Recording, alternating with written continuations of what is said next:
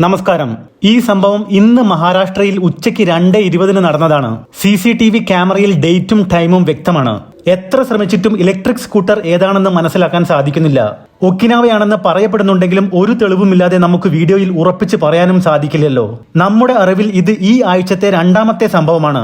കുറച്ച് ദിവസങ്ങൾക്ക് മുമ്പ് മലപ്പുറത്ത് ഒരു ജെമോപ്പൈ ആസ്ട്രിഡ് ലൈറ്റിന് തീ പിടിച്ചിരുന്നു. ജെമോപ്പൈ ആസ്ട്രിഡ് ലൈറ്റിന് തീ പിടിക്കാനുള്ള കാരണം ബാറ്ററിയിലെ തകരാറായിരുന്നു എന്ന് റിപ്പോർട്ടുകളിൽ പറയുന്നുണ്ട്. ആദ്യം ബാറ്ററിയിൽ നിന്നും പുക ഉയർന്നതിന് ശേഷമാണ് ജെമോപ്പൈക്ക് തീ പിടിച്ചിരിക്കുന്നത്.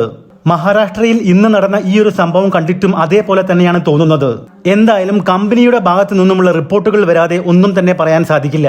സത്യം പറഞ്ഞാൽ ആരുടെയോ ഭാഗ്യം കൊണ്ട് മാത്രമാണ് വണ്ടിയുടെ അടുത്തു നിന്നയാൾ രക്ഷപ്പെട്ടത്.